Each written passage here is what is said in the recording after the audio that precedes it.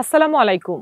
গত 22 অক্টোবর যুক্তরাষ্ট্রের president Donald Trump রাশিয়ায় দুটি বৃহৎ তেল কোম্পানি রোসনেফট ও লুকয়েলের উপর কঠোর নিষেধাজ্ঞা আরোপ করেছে। এই পদক্ষেপ শুধু রাশিয়ার অর্থনীতিতেই ধাক্কা দেয়নি, এর প্রভাব সরাসরি পৌঁছেছে ভারতের বাজারেও। দীর্ঘদিনের ভারসাম্য নীতি টিকিয়ে রাখা এখন যেন নয়াদিল্লির জন্য সবচেয়ে বড় কূটনৈতিক চ্যালেঞ্জ হয়ে দাঁড়িয়েছে। এসব বিষয়ে বিশ্লেষণ থাকছে আজকের গ্লোবাল ভিউসে। আপনাদের সাথে আছি আমি সাইমা আক্তার।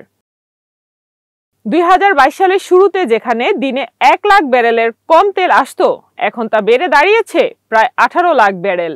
রাশিয়ার তেল আন্তর্জাতিক দামের তুলনায় ব্যারেল প্রতি 10 থেকে $20 সস্তা হওয়ায় ভারত প্রতি 3 মাসে কয়েক বিলিয়ন ডলার সাশ্রয় করছে।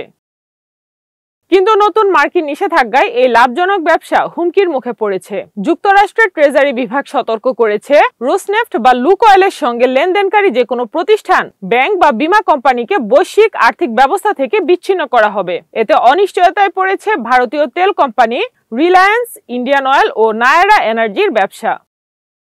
ট্রাম্প সতর্ক করেছেন, রাশিয়ার তেল আমদানি বন্ধ না করলে ভারতের উপর বিশাল শুল্ক আরোপ করা হবে। ইতিমধ্যেই এই চাপের প্রভাবে সেপ্টেম্বরেই যুক্তরাষ্ট্রে ভারতের রপ্তানি কমেছে 20% বেশি। পর্দার আড়ালে ওয়াশিংটন ও নয়াদিল্লি সমঝোতায় পৌঁছানোর চেষ্টা করছে। আলোচনাধীন চুক্তিতে ভারতীয় পণ্যের উপর মার্কিন শুল্ক 15 থেকে 16% পর্যন্ত কমানোর প্রস্তাব রয়েছে। এর বিনিময়ে ভারত ধীরে ধীরে রাশিয়ার তেল আমদানি কমাতে পারে। তবে ভারতের বাণিজ্য মন্ত্রী স্পষ্ট জানিয়েছেন, ভারত তড়িঘড়ি করে কোনো চুক্তি করবে না অথবা মাথায় বন্দুক থাকা অবস্থায় চুক্তি করবে না। তার এই মন্তব্য বুঝিয়ে দেয় যে ভারত নিজেদের শর্তে সিদ্ধান্ত নিবে, ওয়াশিংটনের চাপে নয়।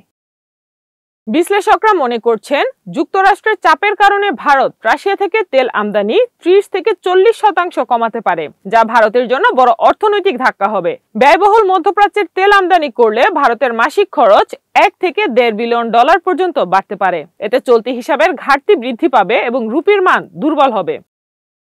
এই সংকটের মধ্যেই ভারত রাশিয়ার সঙ্গে প্রতিরক্ষা সম্পর্ক জোরদার করছে। সম্প্রতি ভারত প্রায় $1.2 বিলিয়ন S-400 বিমান প্রতিরক্ষা ব্যবস্থা কেনার চুক্তি করছে। এতে রাশিয়ার আয় যেমন বাড়বে, তেমনি ভারতও সামরিক নির্ভরতা বজায় রাখবে। দশকের পর দশক ধরে ভারত প্রতিদ্বন্দ্বী শিবিরের মধ্যে ভারসাম্য বজায় রাখতে পেরেছে।